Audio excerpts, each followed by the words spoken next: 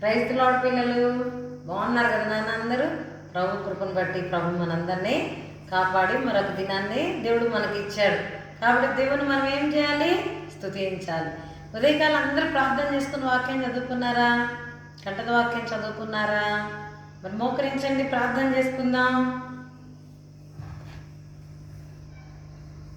పరలోకమందున్న మా తండ్రి, కృపా సత్య సంప్రడైన మా గొప్ప దేవ, నిన్న నేడు నిరంతరం ఏకరీతిగున్న తండ్రి, రాజులకు రాజు ప్రభులకు ప్రభుడు అయిన దేవ, మీకే వందనాలు స్తుతులు స్తోత్రాలు చెల్లిస్తున్న మహాగణుడు మహోన్నతుడు పరిశుద్ధుడైన దేవుడు, ఉన్నతమైన పరిశుద్ధ స్థలాల్లో నివసించే మీరు, వినయ గల వారి యొద్ద దీన మనసు గల వారి యొద్ద నివసించుడికి ఇష్టపడిన తండ్రి, మీకే వందనాలు స్తుతులు స్తోత్రాలు చెల్లిస్తున్నాం ప్రభా. ఈ దినం వరకు మమ్మల్ని సజీవులుగా కాపాడుతూ వచ్చారు ప్రభా.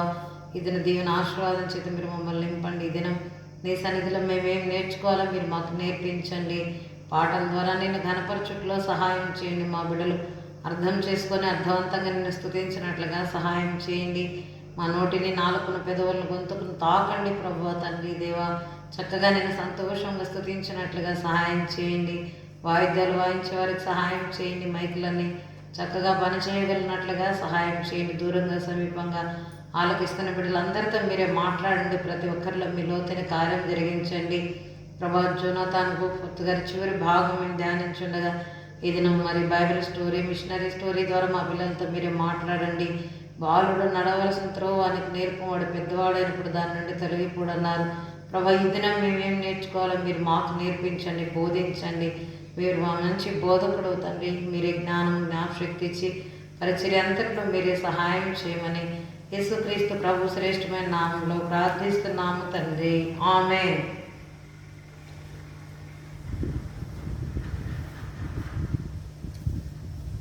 పిల్లలు పాటలు పాడుకుందాం. సాంగ్ బుక్లో 788 788 నా చిట్టి చేతులతో చప్పట్లు కొట్టొచ్చు, నా చిట్టి చేతులతో చప్పట్లు కొట్టొచ్చు. ఆ పాట ఒక్క వచనం పాడదాం. దావీదు వలనే బలము పొందొచ్చు, శత్రువు అయిన గొల్యాతును ఓడించుతాం. ఏలియా వలె యోర్దాను విడగొట్టేదాం, పౌలు శీల వలె చెరసాల సంఖ్యలు తెంపివేసేదాం. నా చిట్టి చేతులతో చప్పట్లు కొట్టొచ్చు, నా చిన్ని నోటితో యేసయ్యా పాట పాడేదం. నా చిట్టి చేతులతో చప్పట్లు కొట్టొచ్చు, నా చిన్ని నోటితో యేసయ్యా పాట పాడేదం. స్తోత్రం స్తుతి స్తోత్రం అంటూ చేతులెత్తి ఆరాధించెదం. ఆత్మతో సత్యముతో మేము ఆశక్తిగా ఆరాధించెదం. స్తోత్రం స్తుతి స్తోత్రం అంటూ చేతులెత్తి ఆరాధించెదం. ఆత్మతో సత్యముతో మేము ఆశక్తిగా ఆరాధించెదం.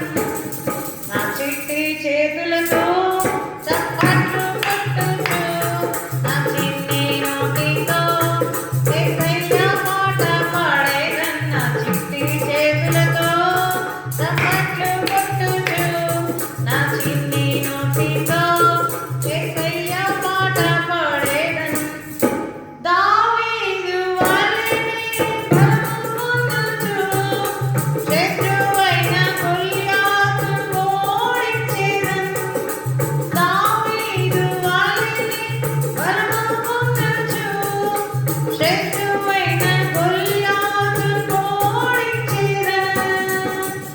ఏలియా వలె యోర్దాను విడగొట్టెదం, పౌలు శీల వలె చెరసాల సంకెళ్ళు తెంపివేసెదం. ఏలియా వలె యోర్దాను విడగొట్టెదం, పౌలు శీల వలె చెరసాల సంకెళ్ళు తెంపివేసెదం. నా చిట్టి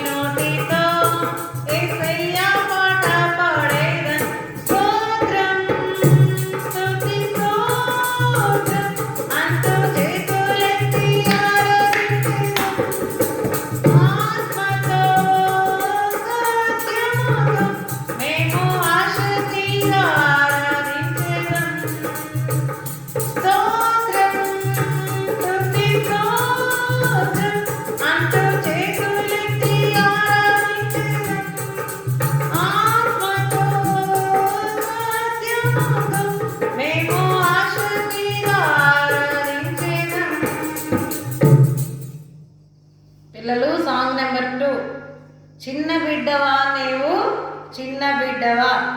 ఈ పాట పాడుకుందాం. సాంగ్ నెంబర్ 2, చిన్న బిడ్డవా నీవు చిన్న బిడ్డవా.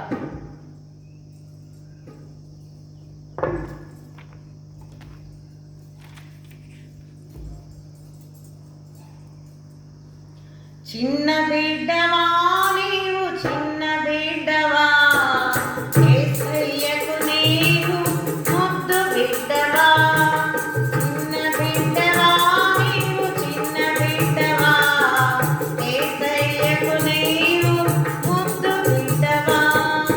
యేసు వలె నీవు నడిచెదవా, యేసు కొరకు నీవు జీవించెదవా.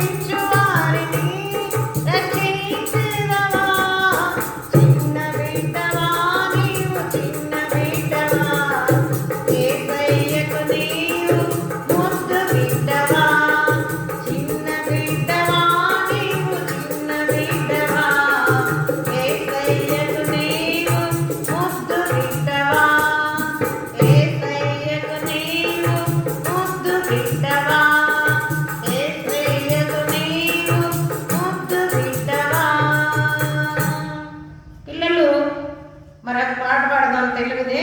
చిన్న పిల్లలం మేము చిన్న పిల్లలం. ఈ సాంగ్ బుక్లో ఉంది 780. నేను నుంచొని అట్లా యాక్షన్ చేస్తూ పాడండి. సాంగ్ బుక్లో ఉంది. చిన్న పిల్లలం మేము చిన్న పిల్లలం. చిన్న పిల్లలం మేము చిన్న పిల్లలం, సిలువ ప్రేమ చాట వెళ్ళు క్రీస్తు పౌరులం. చిన్న పిల్లలం మేము చిన్న పిల్లలం, సిలువ ప్రేమ చాట వెళ్ళు క్రీస్తు పౌరులం. ఇరుగు పొరుగు వారిని ప్రేమించుదాం, వర్ణ వర్గ భేదాలు ద్వేషించుదాం. ఇరుగు పొరుగు వారిని ప్రేమించుదాం, వర్ణ వర్గ భేదాలు ద్వేషించుదాం. అందరం ఏకమై అందరం ఐక్యమై, సిలువ ప్రేమ చాట వెళ్ళు క్రీస్తు పౌరులం. అందరం ఏకమై అందరం ఐక్యమై, సిలువ ప్రేమ చాట వెళ్ళు క్రీస్తు పౌరులం. చిన్న పిల్లలం మేము చిన్న పిల్లలం, సిలువ ప్రేమ చాట వెళ్ళు క్రీస్తు పౌరులం. చిన్న పిల్లలం మేము చిన్న పిల్లలం, సిలువ ప్రేమ చాట వెళ్ళు క్రీస్తు పౌరులం. 4th సాంగ్ మనం ఇంగ్లీష్ సాంగ్ పాడుకుందాం. 387. కూర్చోండి పిల్లలు, కూర్చొని పాడండి. 387. 387.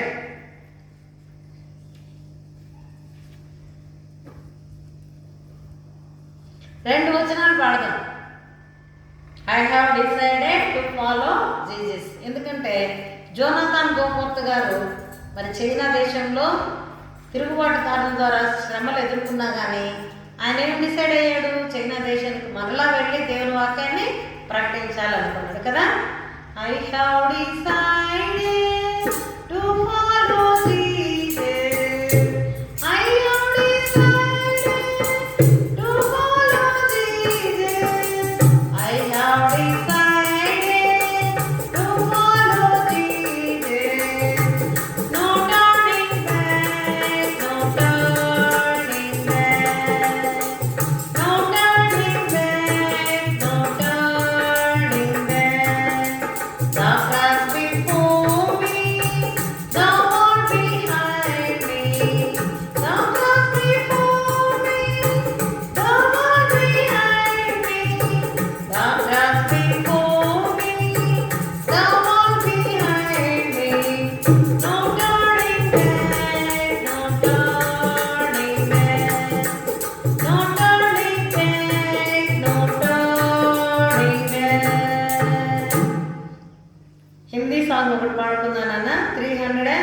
35 335. లెసన్ విన్నాక ఈ పాట ఎందుకు పాడమో అర్థమవుతుంది మీకు. దీనికి మీనింగ్ చెప్పే అవసరం లేదు. పైన చూడండి 334 పాట తెలుగులో ఉంది. అదే పాట హిందీలో 335. ఖుషీ ఖుషీ ముझको मिली मेरा जीवन बदल गया. खुशी खुशी मुझको मिली मेरा जीवन बदल गया. मेरे दिल में ईश्वर आया, जीवन का राजा हुआ.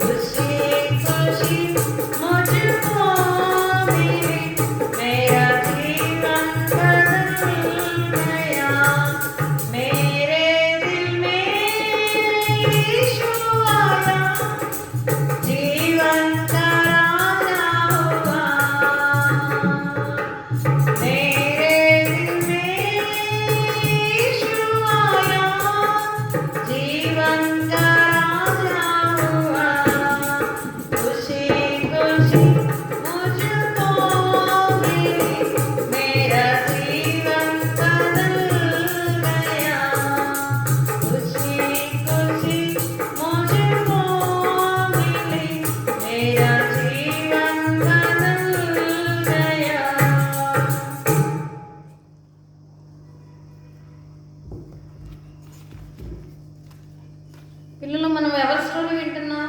నిన్న మనం ఎవరి స్టోరీ విన్నాం? 3 భాగాలుగా విన్నాం. ఇప్పటికి జోనథన్ గోఫోర్త్ గారి 3 భాగాలుగా విన్నాం. సాటర్డే, సండే, మండే కదా. మరి ఈరోజు ట్యూస్డే మరలా మనం జోనథన్ గోఫోర్త్ గారి పార్ట్ 4 4వ భాగం చివరి భాగాన్ని వింటాం. మరి మనము వాక్యం వినే ముందు చిన్న ప్రార్థన చేసుకుందాం. మోకరించండి, కళ్ళు మూసుకోండి. పరలోకమందున్న మా తండ్రి, గొప్ప దేవ, నీ ప్రేమను బట్టి వందనాలు, మాకు ఇచ్చిన వస్తువులను బట్టి వందనాలు. మా చిన్న బిడ్డలో ఖాళీ సమయాల్లో ప్రభా నీ వాక్యాన్ని ధ్యానించినట్లుగా ప్రభా తండ్రి, మరి మీ యొక్క భక్తుల యొక్క జీవిత చరిత్రను ధ్యానించినట్లుగా తండ్రి ప్రతి ఒక్కరికి ఆసక్తి దయచేయండి. జోనాథన్ గోపత్ గారి యొక్క జీవిత చరిత్ర చివరి భాగం మేము వినిచుండగా మరి మీరే మాతో మాట్లాడమని, పౌల్ గారి యొక్క జీవితాన్ని, సువార్త సేవ భారం, సువార్తలో ఎదుర్కొన్న శ్రమలు ప్రభా నిన్నటి దినం మీరు కొంత మాతో మాట్లాడుతూ వచ్చారు. ఈ దినం కూడా మీరే మాతో మాట్లాడండి, మా బిడ్డలతో మాట్లాడండి, పరీక్షల్లో మీరే మాకు సహాయం చేయమని యేసుక్రీస్తు ప్రభు శ్రేష్టమైన నామంలో ప్రార్థిస్తున్నాము తండ్రి, ఆమేన్. మనము ముందు జోనాథన్ గోపత్ గారికి వినే ముందు ఏం నేర్చుకున్నాం? దేవుని సంకల్పం చొప్పున పిలువబడిన జోనాథన్ గోపత్. అంటారియో అనబడే కెనడా దేశంలో ఆయన ఫిబ్రవరి 10వ తారీఖు 1859వ సంవత్సరం జన్మించారు.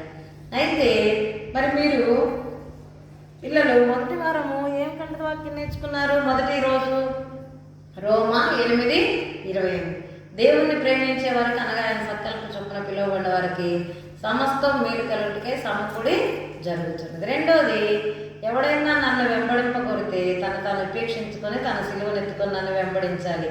లూకాసువార్త 9:23 కదా నేర్చుకున్నాం. తర్వాత మరి నిన్నటి దినం మనం ఏం కంటత వాక్యం నేర్చుకున్నాం? ప్రకటన 2:10 మరణం వరకు నమ్మకంగా ఉండము, నేను నీకు జీవ కిరీటం ఇచ్చేదను. సేవా పరిచర్య ఆరంభించిన తర్వాత మరి మరణం వరకు కూడా నమ్మకంగా ఉండాలి. అపోస్తలుడైన పౌలు గారు దేవుని వాక్యాన్ని ప్రకటిస్తూ ఉంటే ఆయన్ని రాళ్ళేసి కొట్టారు, చనిపోయారు అనుకొని వెళ్ళిపోయారు కదా. మరి మరొకసారి ఏం చేశారు? చంపాలని వాళ్ళు ప్లాన్ చేసుకున్నప్పుడు మరి ఆ సైనికులు ఆయన్ని కాపాడుతూ వచ్చారు. పౌలు గారి జీవితంలో కూడా చాలా చాలా శ్రమలు అనుభవిస్తూ వచ్చారు. ఇతడు నేను ఏర్పరచుకున్న సాధనం, ఇతడు నా నామ నిమిత్తం అనేక శ్రమలు భరించాలని మరి యేసయ్య చెప్పినట్లుగానే పౌలు గారు మన కొరకు 14 పత్రికలు వ్రాసారు. అనేక మార్లు ఆయన చెరసాల్లో బంధించబడ్డాడు, చెరసాల్లో ఉన్నాడనమాట. సువార్త నిమిత్తం ఆయనకి ఎన్నో బంధకాలు ఏర్పడినాయి. మరి ఈ దినం కూడా మనం ఏమింటామంటే పిల్లలు,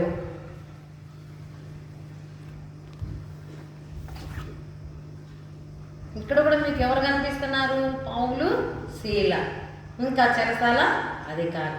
ఒకసారి ఏమైందంటే పౌలు గారు మరి ఒక దయ్యం పట్టిన అమ్మాయిని చూశారు. పుతోను అనే దయ్యం పట్టిన అమ్మాయిని చూశారు. ఆ అమ్మాయి ఏం చేస్తుందంటే, దయ్యం పట్టిన అమ్మాయి సోదె చెప్తా ఉందన్నమాట. సోదె చెప్తా ఉంటే ఆ అమ్మాయి పౌలు శీలను చూడంగానే వీరు సర్వోన్నతని దేవుని సేవకులు, వీరు దేవుని మార్గాన్ని మనకి బోధిస్తారు అని అంటదన్నమాట. అన్న తర్వాత పౌలు గారు అంటారు, యేసు ప్రభు నామంలో ఆ దయ్యాన్ని ఆమెలోంచి వెళ్ళగొడతారనమాట. ఆమె స్వస్థత కలిగింది. ఇంక ఇప్పుడు ఆమె సోదే చెప్పదు. ఆమె సోదే చెప్పేటప్పుడు ఆమె యజమానులకి చాలా చాలా డబ్బులు వచ్చాయన్నమాట. ఇప్పుడు డబ్బులు రావట్లేదని ఆ దయ్యం పట్టిన అమ్మాయి వాళ్ళకి యజమానులు, వాళ్ళకి ఆదాయం లేదని పౌలుని శీలని ఏం చేశారంటే వాళ్ళు బాగా మరి కొట్టేదానికి వాళ్ళ మీద చాడీలు చెప్పి అక్కడ న్యాయాధిపతి దగ్గర తీసుకెళ్ళి అక్కడ ఆయనతో తీర్పు తీర్పిస్తారనమాట. చాలా దెబ్బలు కొట్టాలని బట్టలు తీసేసి చాలా దెబ్బలు వాళ్ళని కొడతారనమాట. చాలా గాయమైంది, రక్తం కారుతూ ఉంది. పౌలు శీలని చెరసాల్లో బంధించారు. ఇప్పుడు పౌలు శీల చెరసాల్లో ఉన్నారనమాట. చెరసాల్లో ఉన్నప్పుడు మనం ఏం చేస్తాం? మన స్వార్థ నిమిత్తం ఎవరైనా వచ్చి కొట్టి గాయాలయ్యి మనల్ని తీసుకెళ్ళి జైల్లో వేశారనుకోండి, జైల్లో వేస్తే లేదంటే పోలీస్ కేసు పెడితే మనం ఏం చేస్తాం? బాధపడతాం, ఏడుస్తాం కదా. కానీ పౌలు శీల ఏం చేస్తున్నారంటే చెరసాల్లో, దేవుడు ఒక మంచి అవకాశాన్ని ఇచ్చాడే మాకు, ఈ ఖైదీలకి దేవుని వాక్యాన్ని ప్రకటించే ధన్యత ఇచ్చాడే మాకు. ఎప్పుడు మేము ఊళ్ళోనే స్వార్థ ప్రకటిస్తున్నాం. మరి ఖైదీల దగ్గరికి ఎవరు రాగలరు? ఖైదీలే రాగలరు. లేదంటే మరి ప్రభుత్వం వారి దగ్గర, అక్కడ ఉన్న అధికారుల దగ్గర పర్మిషన్ తీసుకొని ఒక సమయంలో వాళ్ళు వచ్చి ప్రకటించాలన్నమాట, అంతే. అయితే ఈ ఖైదీల దగ్గరకు వచ్చి వీళ్ళకి కూడా ఆ గొప్ప దేవుని ప్రేమను చెప్పే భాగ్యం దేవుడు మాకు ఇచ్చాడని పౌలు గారు మరి శీల వీళ్ళు ఏం చేస్తున్నారంటే చెరసాల్లో చక్కగా కీర్తనలు పాడుతూ దేవుని స్తుతిస్తూ ప్రార్థన చేస్తూ ఉన్నారనమాట. వాళ్ళు పాటలు పాడుతూ ఉంటే అందరు వింటూ ఉన్నారు. వాళ్ళకి ఎంత ఆశ్చర్యమైందంటే ఖైదీలకి, అరే నేను దొంగతనం చేశాను, నేను చెరసాలకు వచ్చాను, మరి నేను నరహత్య చేశాను, నేను చెరసాలకు వచ్చాను, నేను ఈ తప్పులు చేసి మేము చెరసాలకు వచ్చాం కదా. పాపం వీళ్ళిద్దరైతే దేవుని పని చేస్తూ చెరసాలకు వచ్చారు, మరి వీళ్ళకేంది, వీళ్ళు బాధపడకుండా ఎంత సంతోషంగా పాటలు పాడుతూ ఉన్నారు అని చెప్పి పాటలన్నీ అందరూ చక్కగా విన్నారనమాట. విన్నప్పుడు వాళ్ళలో యేసు ప్రభు నిజమైన దేవుడు, గొప్ప దేవుడు అనేది వాళ్ళకి అర్థమైందనమాట. అక్కడ చెరసాలలో కూడా పౌలు శీల దిగులుగా, చింతగా, విచారం ఉండకుండా పిల్లలు సంతోషంగా, దెబ్బలు గాయం ఉన్నప్పుడు మనము అలసిపోయి నిద్రపోతాం కదా, బాధపడతాం, ఏడుస్తాం. కానీ తప్పు చేయకుండా శిక్ష అనుభవించినప్పుడు మనం చాలా బాధపడతాం. కానీ మేము మమ్మీ వాళ్ళే కానీ మీరు పాడు చేయని వస్తువు మీరు చేశారనుకొని మిమ్మల్ని కొట్టారనుకోండి, అస్సలు మీరు ఒప్పుకోరు కదా. కానీ పౌలు శీల అయితే మరి వాళ్ళు చెయ్యని నేరం, ఏమి నేరమేమి చేయలేదు కదా, దయాన్ని వెళ్ళగొట్టారు అంతే. కానీ వాళ్ళని ఎంతగానో కొట్టినప్పుడు వాళ్ళు దేవుణ్ణి స్తుతిస్తూ ఉన్నారు. ఇది మాకు ఒక మంచి అవకాశం, మేము ఇక్కడ ఖైదీలకి మరి చెరసాలలో చక్కగా దేవుని వాక్యాన్ని ప్రకటిస్తున్నామని సంతోషిస్తూ ఉన్నారన్నమాట. ఉన్నట్లుండి అర్ధరాత్రి వేళ మధ్యరాత్రిలో మరి భూకంపం వచ్చింది. పిల్లలు చెరసాల పునాదులన్నీ కదిలి, బిల్డింగ్లన్నీ ఏమైపోయినాయి చూడండి, గోడలు పడిపోయినాయి, తలుపులు తెరుచుకున్నాయి, వాళ్ళకున్న బంధకాలన్నీ ఊడిపోయినాయి. వాళ్ళ చేతులకి సంఖ్యలు వేస్తారు కదా ఖైదీలకు పారిపోకుండా కాళ్ళకి. మరి వాళ్ళకి తలుపు వేసింటే తలుపు తెరుచుకుందనమాట. అంతా అలా జరిగినా కానీ ఖైదీలు అంటే దొంగలు ఎప్పుడప్పుడు బయటకు వెళదామని ఎదురు చూస్తూ ఉంటారు. కానీ ఇక్కడ ఉన్నటువంటి దొంగలు కానీ, నరాంతకులు కానీ, ఎవరే కానీ తప్పు చేసినటువంటి ఖైదీలు ఎవ్వరూ కూడా బయటికి పారిపోలే. ఎందుకంటే వాళ్ళందరూ పాటలు విని దేవుని గురించి తెలుసుకున్నారనమాట. అందుకని వాళ్ళందరూ చెరసాలకు అలానే ఉన్నారు. అయితే ఈ చెరసాల నాయకుడికి, అధికారికి భయమైంది అనమాట. అమ్మో, మరి తలుపులను తెరుచుకున్నాయి కదా, ఖైదీలంతా వెళ్ళిపోయి ఉంటారు, ఇంకా నేను డ్యూటీ సరిగా చేయలేదు, నేను నా మీద నేరం వస్తుంది కదా, ఇంకా నేను పొడుచుకొని చచ్చిపోయేది మేలు అని చెప్పేసి ఆయన తాను హాని చేసుకోవాలని తలంచినప్పుడు మరి అయ్యేలా పౌలు శీల ఏమంటారంటే, నువ్వు హాని చేసుకోవద్దు, మేమందరం ఇక్కడే ఉన్నాం, మేము ఎక్కడికి వెళ్ళలేదు. అప్పుడు ఆయన దీపం తెమ్మని చూస్తే ఖైదీలు అందరూ ఉన్నారు. కొంచెం అవకాశం ఉన్న ఖైదీలు పారిపోతారనమాట. కానీ ఇక్కడ అసలు ఖైదీలు పారిపోలేదనమాట, అందరూ అక్కడ ఉన్నారు. ఎందుకు ఉన్నారు అంటే పౌలు శీల పాడినటువంటి పాటలు, వాళ్ళు ప్రార్థన చేశారు కదా ఖైదీలందరూ రక్షణ పొందాలని. మరి అందుకనే వాళ్ళందరూ ఏసేపు తెలుసుకున్నారు కాబట్టి మరి వాళ్ళకి విడుదల వచ్చే వరకు వారు మేము ఏ విధంగానే ఉండాలి అని అందరూ చక్కగా అక్కడే ఉన్నారు. అప్పుడు ఆయనకి చెరసాల అధికారికి చాలా ఆశ్చర్యం అనిపిస్తుంది. పౌలు శీల ఏ తప్పు చేయకపోయినా సువార్త ప్రకటించినందుకే వీళ్ళని ఇక్కడ చెరసాలలో వేశారు కదా, మరి ఇప్పుడు వాళ్ళకి అవకాశం వచ్చింది కదా, వాళ్ళ దేవుడు ఎంత గొప్పవాడు, ఇంత భూకంపం వచ్చి తలుపులాగా తెరుచుకున్న అయినా వీళ్ళు వెళ్ళిపోలే. అసలు వీళ్ళే కాదు, వీళ్ళు వచ్చిన తర్వాత ఖైదీల ప్రవర్తన కూడా మారిపోయింది. ఖైదీలందరూ కూడా చక్కగా ఇక్కడే ఉన్నారు అని చెప్పేసి ఆయన అయ్యేలాగా రక్షణ పొందుటకు నేను ఏమి చేయాలి అని అడుగుతాడు అనమాట. ఏమని అడుగుతాడు? అయ్యేలాగా రక్షణ పొందడానికి నేను ఏమి చేయాలి అంటే అప్పుడు ఆయన ఏం చెప్తాడంటే, ప్రభువైన యేసునందు విశ్వాసం ఉంచితే నీవు నీ ఇంటి వారు అందరూ కూడా రక్షణ పొందుతారు. దేవుని మీద విశ్వాసం ఉంచితే మీరు మీ ఇంటి వారు అందరూ రక్షణ పొందుతారు అని చెప్తారనమాట. అప్పుడు వెంటనే ఆ చెరసాల అధికారి ఏం చేస్తాడంటే, మీరు మా ఇంటికి రావాలి అని చెప్పి మరి వాళ్ళ ఇంటికి తీసుకువెళ్ళి ఆ గాయాలన్నీ కూడా కడిగి మరి వాళ్ళకి ఆతిథ్యం ఇచ్చి వాళ్ళతో ఎంతో సంతోషిస్తారు. దేవుడు వాక్యాన్ని వింటాడు. అధికారే కాదండి, పిల్లలు గమనించింది, అధికారే కాదు, వాళ్ళ భార్య, వాళ్ళ పిల్లలు అందరూ ఈ ఆశ్చర్యకరమైన విషయాన్ని విని నిజంగా ఆయనే దేవుడని యేసు ప్రభుని అందరూ విశ్వసించి అందరూ ఒకేసారి బాప్తీసం తీసుకుంటారు. చెప్పాడు కదా పౌలు గారు, నువ్వు దేవుని విశ్వాసం ఉంచితే నీవు నీ ఇంటి వారు గొప్ప రక్షణ పొందుతారు. ఇప్పుడు వాళ్ళ ఇంటి వాళ్ళందరూ కూడా గొప్ప రక్షణ పొందారు. పిల్లలు చూడండి, మరి పౌలు గారికి ఒకసారి ఎదిరింపు వచ్చింది కదా, ఒకసారి ఎదిరింపు వస్తే పౌలు గారు నాకు ఎదిరింపు వచ్చింది కదా, నేను ఇంకా సువార్త చేయను అన్నాడా? లేదు. ఎన్ని కష్టాలు వచ్చినా కానీ మరలా సువార్త అయినా ప్రకటిస్తాను అన్నాడు. ఇప్పుడు చెరసాలలో వేస్తే కూడా అక్కడ కూడా కొన్ని ఆత్మలు రక్షణ పొందినాయి. ఖైదీలు తెలుసుకున్నారు, చెరసాల అధికారి, ఆయన భార్య, పిల్లలు అందరూ దేవుని ప్రేమని తెలుసుకున్నారనమాట. ఇలా మనం కీర్తనల ద్వారా, మరి పాటల ద్వారా, వాక్యం ద్వారా, మన ప్రవర్తన ద్వారా, మరి ఆ యొక్క జోనాథన్ పోగొట్టు లెసన్ యొక్క ముఖ్య ఉద్దేశం ఏంటి? కుమారునితో సమరూపం గలవారుగా వాళ్ళనేది తన యొక్క ఉద్దేశం. యేసుక్రీస్తు ప్రభు ఎలా ఉన్నాడో మనం కూడా అలా అవ్వాలనేది దేవుని యొక్క ఉద్దేశం.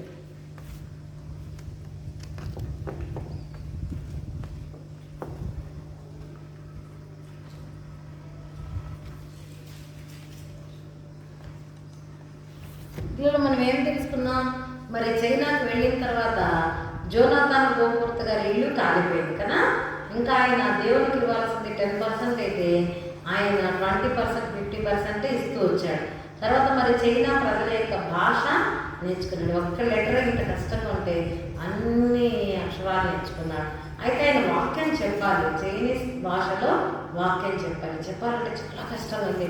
ప్రభా నువ్వు ఏదైనా ఒక అద్భుతం చేస్తే చెప్పాలి, నేను ఇక్కడ పరిచయం చేయలేనయ్యా, నేను ఇక్కడ చైనాకు వచ్చా కానీ నీ పని చేయలేకపోతున్నానని ప్రార్థన చేసుకుంటే ఆ చైనా భాషను చక్కగా దేవుని వాక్యాన్ని అయినా చెప్పారనమాట. ఎలా చెప్పగలిగారు చక్కగా దేవుని వాక్యాన్ని?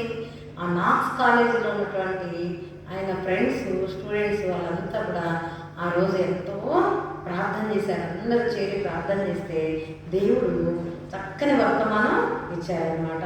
అప్పుడు వాళ్ళు లెటర్ రాశారు, మేము పలానా రోజు నీ పరిచర్య కోసం చైనాలో నువ్వు చక్కగా పరిచర్య చేయగలిగినట్లుగా ఆ భాష నీకు వచ్చేటట్లుగా మేము నీ కోసం ప్రార్థన చేశాము అని వాళ్ళు చెప్తారనమాట. తర్వాత ఏం జరిగింది? ఇంకా వాళ్ళు చైనా దేశంలో ప్రజలందరూ కూడా కొంచెం కొంచెం వాళ్ళతో దగ్గర అవుతారన్నమాట. దగ్గరయ్యి మరి జోనాథన్ గోమూర్తి గారి ఇల్లు చూద్దామని వస్తారు కదా పిల్లలు. వాళ్ళ ఇల్లు చూసేదానికి వచ్చి ఏం చేస్తారు వాళ్ళు? మరి జోనాథన్ గోమూర్తి గారు రూము ప్రతి స్థలం చూపిస్తూ దేవుడి వాక్యాన్ని ప్రకటిస్తూ ఉంటే ఆయన భార్య ఆర్గాన్ వాయిస్తూ పాటలు పాడుతూ చక్కగా స్త్రీలకు దేవుడి వాక్యాన్ని చెప్పేది. 1835 మంది వాళ్ళ ఇంటిని దర్శించారు. 1835 మరి స్త్రీలు అయితే 500 మెంబర్స్ వచ్చారనమాట. అంతమంది వాళ్ళ గృహాన్ని దర్శించారు. కొంచెం కొంచెం దేవుని ప్రేమని వాళ్ళు అనేకులకి చెప్తా ఉన్నారు. ఇలా జరుగుతూ ఉన్నప్పుడు మరి చైనా దేశంలో ఒక విప్లవం వచ్చింది, ఒక తిరుగుబాటు వచ్చింది. ఏం తిరుగుబాటు వచ్చింది చైనా దేశంలో? మరి మిషనరీస్ ఎవరైతే ఇతర దేశాల నుంచి వచ్చారో ఆ ఫారెన్ కంట్రీస్ నుంచి వచ్చిన వారందరినీ మనం పంపించేసేయాలి, మన దేశం ఉండనియద్దు అని అక్కడ వాళ్ళు తిరుగుబాటు చేసే వాళ్ళు ఏం చేశారు నాన్న? రాళ్ళు తీసుకొని, కత్తులు తీసుకొని, తుపాకులు తీసుకొని దాడి చేశారనమాట. ఇక్కడ కనిపిస్తుందా? దాడి చేస్తూ ఉంటే మరి గుర్ర బుగ్గీలు ఎక్కేసి 11 మంది పిల్లలు జోనాథన్ గోమూర్తి గారికి అందరు బయలుదేరి వెళ్తూ ఉంటే వీళ్ళని వెంటాడి జోనాథన్ గోమూర్తి గారు చెప్తారు, మీకు ఏమన్నా కావాలంటే మా దగ్గర తీసుకోండి, మమ్మల్ని అయితే చంపొద్దంటే వాళ్ళు ఏం చేస్తారు? మెడ మీద కత్తితో పొడిస్తే ఆయన టోపీ ముక్కలు అవుతుంది, గట్టిది కూడా. తర్వాత చెవి దగ్గర ఎముక ఇరిగిపోయింది, తలకి బలమైన గాయాలు అవుతాయి. అయినా కానీ వాళ్ళు మరి ఇంకా బయలుదేరి ఎక్కడికి వెళ్తారు? మరలా వాళ్ళు కెనడా దేశానికి వెళ్తారు. ఇది ఎప్పుడు జరిగిందంటే తిరుగుబాటు 1920 సంవత్సరంలో. అంటే వాళ్ళు 1880 సంవత్సరంలో అక్కడికి వెళ్ళారు. అంటే 40 సంవత్సరాలు వాళ్ళు అక్కడ ఉన్న తర్వాత ఇది జరిగింది. వాళ్ళు చైనాకి వెళ్ళేటప్పుడు ఏం ప్రార్థన చేస్తున్నారు? 10,000 ఆత్మలు మేము సంపాదించాలి ప్రభా, మీరు మాకు ఇవ్వాలి ప్రభా అని ప్రార్థన చేస్తున్నారు కదా. మరి వీళ్ళు ఇక్కడ నుంచి బయలుదేరి వెళ్ళాలంటే షాంఘై అనే ఓడరేవు 1000 మైళ్ళ దూరంలో ఉంది. ఈ 1000 మైళ్ళ దూరం వాళ్ళు ఏమి అరుపులు వింటూ ఉన్నారంటే చంపండి చంపండి చంపండి అని వస్తానే ఉన్నారు. అలా వాళ్ళు బయలుదేరి వెళ్తారనమాట. వెళ్ళిన తర్వాత ఇక్కడ ఈ 1000 మైల్స్ కూడా 1000 మెరికల్స్గా దేవుడు మార్చాడు. వీళ్ళు ఓడలో కెనడాకి వెళ్ళే వరకు కూడా, ప్రయాణం చేసే వరకు కూడా ఎంతో భయము, ఎంతో ఆందోళన. అయినా ఈ 1000 మెరికల్ మైల్స్గా దేవుడు వాళ్ళ జీవితాన్ని మార్చేశాడు. ఎంత చక్కగా ఒక 1000 అద్భుతాలు జరిగినట్లుగా వారు అనుభూతిని పొందారు. ఎన్నో గొప్ప విషయాలు తెలుసుకున్నారు అనమాట. ఇప్పుడు వాళ్ళు కెనడాకు వెళ్ళిన తర్వాత మరలా తిరిగి బయలుదేరి వస్తాడు జోనాథన్ గోమూర్తి గారు. నేను జోనాథన్ గోమూర్తి గారు ఎంత వయసు అప్పుడు వెళ్ళాడని చెప్పాను నాన్న? 1859లో ఆయన జన్మించాడు, ఫిబ్రవరి 10న కదా. మరి 1920లో మళ్ళా కెనడాకి వచ్చాడు. అంటే 40 years తర్వాత ఆయన మళ్ళీ వచ్చాడు. మరి చైనాకి వెళ్ళేటప్పుడు జోనాథన్ గోమూర్తి గారి వయసు ఎంత? 21 years కదా. అంటే మరి కెనడాకి తిరిగి వచ్చినప్పుడు జోనాథన్ గోమూర్తి గారి వయసు 61 సంవత్సరం, 61 years అనమాట. ఇట్లా 61 సంవత్సరాలు అంటే మరి కొంత బలహీనంగానే ఉంటాం కదా, పెద్ద వయసు అనే చెప్పాలి. అలాంటి వయసులో ఆయన మరి తిరిగి కెనడాకి వచ్చి కెనడాలో కొన్ని సంవత్సరాలు ఉంటాడు. కెనడాలో ఉన్నప్పుడు కూడా ఆయన ఖాళీగా ఉండడు, విశ్రాంతి తీసుకోడు. ఆయన ఎంతో మందికి దేవుని వాక్యాన్ని ప్రకటిస్తూ ఉంటాడు. అయితే నేను చైనా దేశంలో సువార్త ప్రకటించాలని తీర్మానం చేసుకున్నాను కదా అని మరి తిరుగుబాటు చేసిన ప్రజలు అణిగిపోయింది అక్కడ సమస్య అని తెలుసుకొని తిరిగి ఆయన బయలుదేరి ఆయన 70 సంవత్సరాలు వయసు అప్పుడు కూడా మళ్ళా తిరిగి చైనా దేశానికి వెళ్తాడనమాట. అయితే మరి జోనాథన్ బోఫోర్త్ గారికి అసలు కళ్ళు కనిపించట్లే, కంటి చూపు అంతా మందగిలింది, అసలు కంటి చూపే లేదనమాట. అప్పుడు ఒక ఆపరేషన్ చేయించుకుంటాడు, కంటికి ఆపరేషన్ చేయించుకుంటే అయినా కానీ సరిగా చూపు రాలేదు. మరి వాక్యాన్ని ఎలా చదవాలి, వాక్యాన్ని ఎలా ప్రకటించాలి? అయితే దేవుడు ఆయనకి ఒక సహాయాన్ని అనుగ్రహించాడు. ఎలాంటి సహాయమో తెలుసా? చూడండి పిల్లలు, ఒక చైనా దేశస్థుడే ఆయనకి సహాయం చేసేదానికి ముందుకు వచ్చాడు. ఈయన ఈ చైనా దేశస్థుడు ఒక రోజుకి 12 అధ్యాయాలు బైబిల్ చదువుతాడు. మనం రోజు ఒకవేళ మార్నింగ్ ఒక అధ్యాయం అనుకోండి, నైట్ ఒక అధ్యాయం అనుకోండి, మధ్యాహ్నం మనం సామెతల గ్రంథం చదివితే రోజుకి 3 అధ్యాయాలు. ఒకవేళ ఫ్యామిలీ ప్రేయర్లో మార్నింగ్ ఈవినింగ్ ఒక్కొక్క అధ్యాయం పాల్గొనితే 5 చాప్టర్స్ చదువుతాం కదా నాన్న. కానీ ఈయనైతే ప్రతిరోజు 12 అధ్యాయాలు చదువుతాడు, 12 చాప్టర్స్ చదువుతాడు అనమాట. ఇంకా జోనాథన్ బోఫోర్త్ గారు చక్కగా ఇంగ్లీష్లో చెప్పేదానికి, చైనీస్ భాషలో చెప్పేదానికి బాగా బైబిల్ చదివి చక్కగా నేర్చుకొని చక్కగా బోధిస్తూ ఉంటాడు. ఇప్పుడు ఎలా జరిగిందంటే జోనాథన్ బోఫోర్త్ గారు ఏదైనా ఒక మాట వచ్చినా చెప్పగానే ఈయన ఈ చైనా దేశస్తుడు బైబిల్ తీసి చదువుతాడనమాట. అంటే జోనాథన్ బోఫోర్త్ గారి కళ్ళు కనిపించవు కనుక ఆయనని పరిచర్య చేయని విశ్రాంతి తీసుకోవాలా.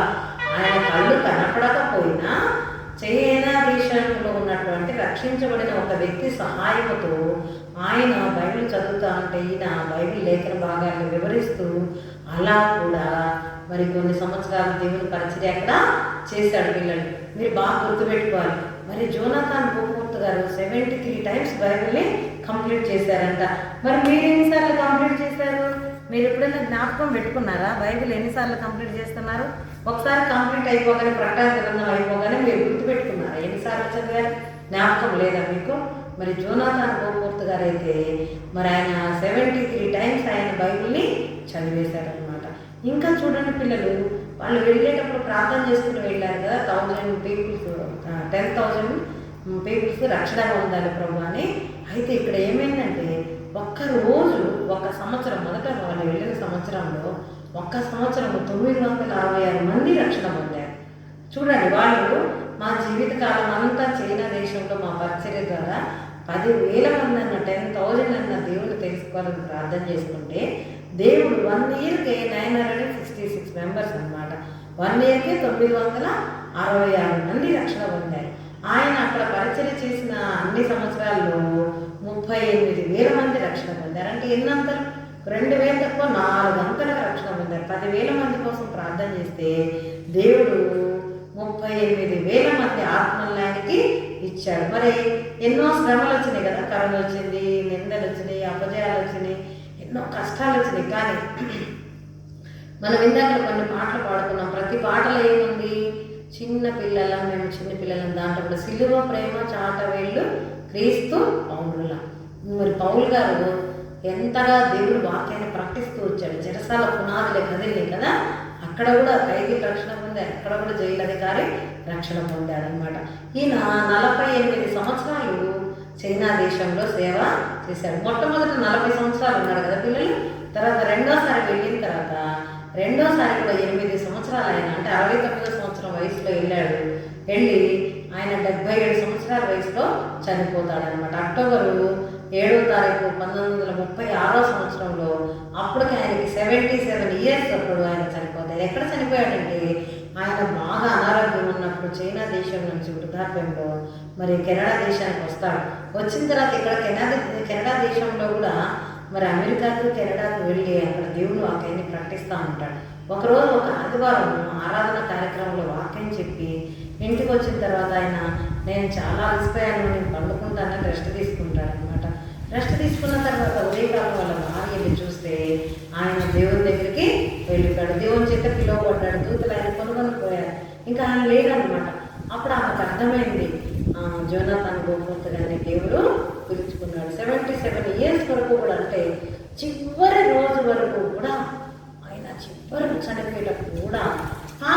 శాస్త్రి చనిపోయే రోజు రాత్రి కూడా ఒక ఆంటీకి కుమార్తె పుట్టి చనిపోతే పాట రాసి పద్యం రాసి నీ బిడ్డ నీ రూతు చిన్న బిడ్డ దేవుని చేతుల్లో ఉంది అని రాసి లెటర్ ఇచ్చి చనిపోతారు కదా, పంపించి. ఇక్కడ కూడా చూడండి పిల్లలు, డేవిడ్ లివింగ్స్టన్ గారు ఎలా చనిపోయాడు? మోకరించి కళ్ళు మూసుకొని ప్రార్థన చేస్తే అలానే చనిపోయారు. ఇక్కడ జోనాథాన్ బోఫోర్త్ గారు అయితే 77 సంవత్సరాల వయసులో 1936 అక్టోబరు 7వ తారీఖున ఆయన ఆదివారం ఆరాధన వాక్యం చెప్పి వచ్చి రాత్రి పండుకున్నప్పుడు రెస్ట్ తీసుకుంటూ అలాగే ఉదయకాలం ఇంకా లెగ్గలేదన్నమాట. అంటే ఆ రోజే దేవుడు ఆయన్ని పిలుచుకున్నాడు. ఎంత గొప్ప విషయం చూడండి పిల్లలు. ఆయన 73 సార్లు బైబిల్లో చదివాడు. మరి 38,000 మంది దేవుణ్ణి ఆయన ద్వారా చైనా దేశంలో నమ్ముకున్నారు. పౌలు గారి ద్వారా కూడా ఎంతోమంది రక్షించబడ్డారన్నమాట. పౌలు గారు కూడా ఆయన జీవితంలో ఎన్నో స్థలాలు తిరిగి ఆయన వాక్యాన్ని ప్రకటించాడు. చెరసాల్లో ఆయన ఎన్నో మార్లు బంధించబడినాడు. మన కొరకు పత్రికలు రాశాడు కదా, చాలా పత్రికలు రాశాడు బైబిల్లో.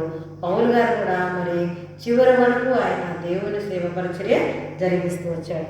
మరి ఈ యొక్క జోనాథాన్ బోఫోర్త్ గారి స్టార్టింగ్లో మనం తెలుసుకుంది ఏంటంటే, దేవుని యొక్క కుమారుడు ఎలా ఉన్నాడు, జీసస్ క్రైస్ట్ ఎలా ఉన్నాడో మనం అలా ఉండాలనేది దేవుని యొక్క ఉద్దేశం. మరి యేసు ప్రభు ప్రేమ కలిగి ఉన్నాడు, మనము ప్రేమ చూపించాలి. యేసు ప్రభు క్షమించే మనసు కలిగిన వాడు, మనము క్షమించాలి. యేసయ్య పవిత్రుడు, పాపం చేయని వాడు, మనం కూడా పవిత్రంగా ఉండాలి.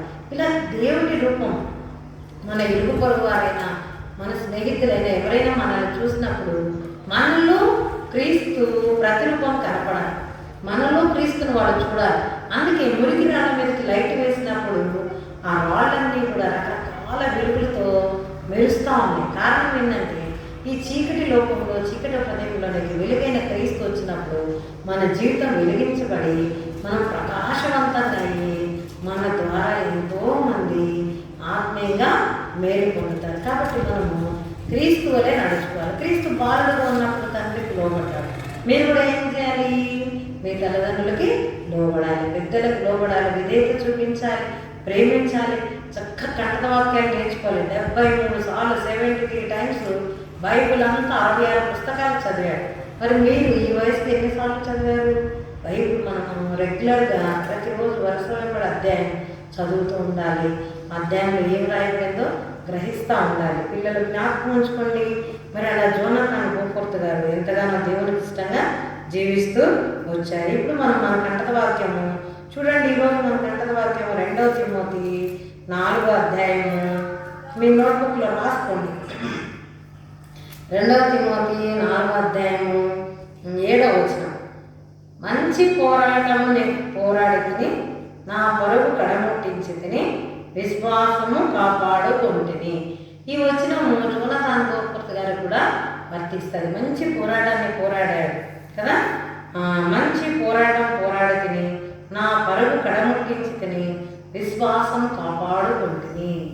ఎంత చక్కగా మంచి పోరాటాన్ని పోరాడి మరి ఆయన పరుగు కడముట్టించి విశ్వాసాన్ని కాపాడుకొని ఆయన ఏం చేశాడు? నీతి కిరీటాన్ని పొందాడు. మరణం వరకు నమ్మకం ఉంటే జీవ కిరీటం వస్తుంది. మరి మంచి పోరాటం పోరాడి విశ్వాసాన్ని కాపాడుకొని పరుగు కడముట్టిస్తే నీతి కిరీటం వస్తుంది. 2వ తిమోతి 4వ అధ్యాయము 7వ వచనం. మరి జోనాథాన్ బోఫోర్త్ గారి లెసన్ మనం కంప్లీట్ చేసుకున్నాం. అది దానికి అనుబంధంగా మనం పౌలు గారి యొక్క జీవితాన్ని ధ్యానం చేస్తూ వచ్చాం. పిల్లలు జ్ఞాపకం ఉంచుకోండి, మీరు బొమ్మలు వేసుకోండి. మరి మీరు ప్రతిరోజు దేవుడి వాక్యాన్ని ధ్యానించాలి.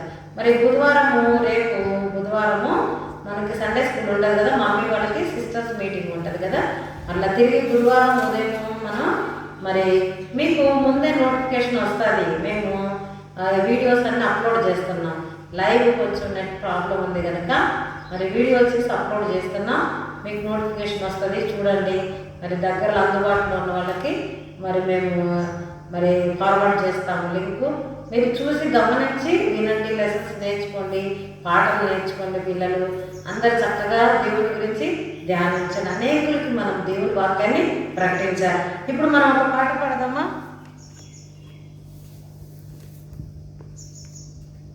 Song number 298. నుంచో యాక్షన్ చేస్తా పాడండి. మరి 38,000 మంది జోనాథన్ గోపూర్త్ గారి ద్వారా దేవుని తెలుసుకున్నారు. పరలోకంలో ఆయనకి గొప్ప బహుమానం ఉంటుంది. మనం కూడా దేవుని ఎద్దకు అనేకుల్ని నడిపించాలి. మిల్లమిల్ల మెరిసే చుక్కలు, ఆకాశంలో జ్యోతులు, మిల్లమిల్ల మెరిసే చుక్కలు, ఆకాశంలో జ్యోతులు,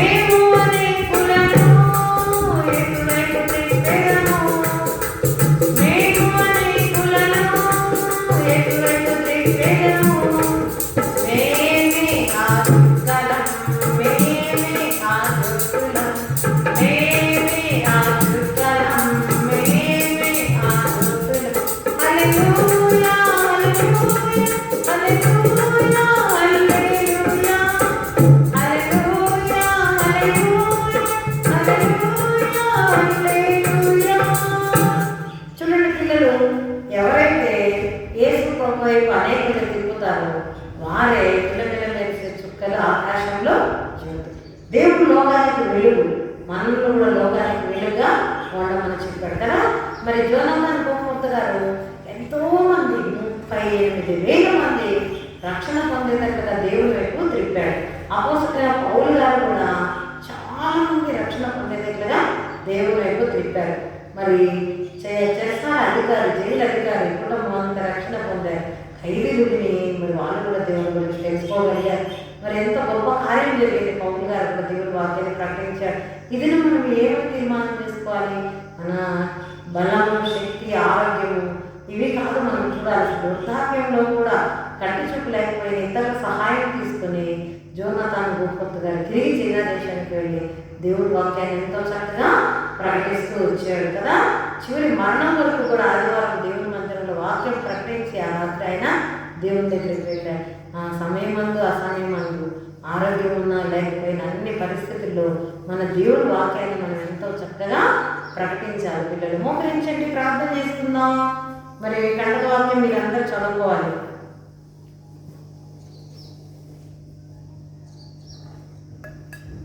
పరలోకమందున్న మా తండ్రి, కృపాసత్య సంపూర్ణుడైన మా గొప్ప దేవ, చెరసాల అధికారులు మార్చి రక్షించారు. పౌరులు శీలను మాటలు పాడుచు తండ్రి నేను స్థితిస్తుంటాను, ప్రార్థించుండగా తండ్రి మీరు ఎంతో గొప్ప కార్యం జరిగిస్తూ వచ్చారు. అనేక ఆత్మలు రక్షణ పొందగలిగారు. అదేవిధంగా జోనాథన్ గోపూర్త్ ప్రభు ఆయన భార్య చైనా దేశానికి వెళ్ళేటప్పుడు ప్రార్థిస్తూ వచ్చారు. 10,000 ఆత్మలు తెచ్చారు. కానీ మీరైతే అడిగిన వాటి కంటే, ఊహించిన వాటి కంటే అత్యధికంగా ఇచ్చేదేవుడు. ఆశగల వారు ప్రాణాలను తృప్తిపరిచారు. 38,000 మంది ఆత్మలను మీరు అనుగ్రహిస్తూ వచ్చారు. చివరి మరణం వరకు మీ వాక్యాన్ని ప్రకటిస్తూ వచ్చారు. ప్రభు ఎంతో జయం, అపజయం, యుద్ధాలు, కరువు, రకరకాల వ్యాధి బాధలు, అన్ని పరిస్థితుల్లో తిరుగుబాటు చేసేవారు, హాని చేసేవారు. ఎన్ని రకాల పరిస్థితులు ఉన్నప్పటికీ నేను ఎంతగానో విశ్వసించాడు. నేను ఎంతగానో ఆధారపడి గొప్ప విజయాన్ని పొంది గురి చేయగలిగాడు. ప్రభు మరి 75 సంవత్సరాలు ఆయన జీవించి ఎంతో గొప్ప కార్యం జరిపిస్తూ వచ్చాడు. తండ్రి మా బిడ్డలు తీర్మానం చేసుకొని వారు ఏ విధంగా అవ్వాలని మీరు ఉద్దేశించారు తండ్రి.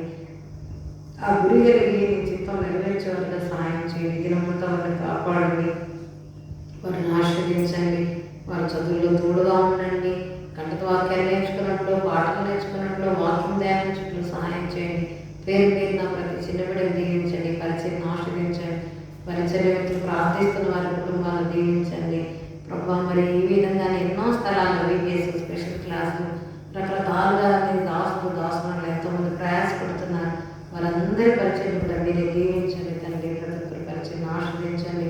మేము ఈ పరిచయ ఫలితాలను చూడగలిగినట్లుగా, పిల్లలు ఆత్మీయంగా మేలు పొందినట్లుగా, మరి క్రాఫ్ట్ వర్క్ కూడా చక్కగా బొమ్మలు వేసుకున్నట్లు ప్రభావ పిల్లలకు మీరే సహాయం చేయండి. మీరు వచ్చి సాక్ష్యం ఇచ్చేవాళ్ళే సహాయం చేయండి. మీరు ఎంతవరకు తోడుగా స్తుతిస్తూ యేసుక్రీస్తు ప్రభు శ్రేష్టమైన నామంలో ప్రార్థిస్తున్నాము తండ్రి.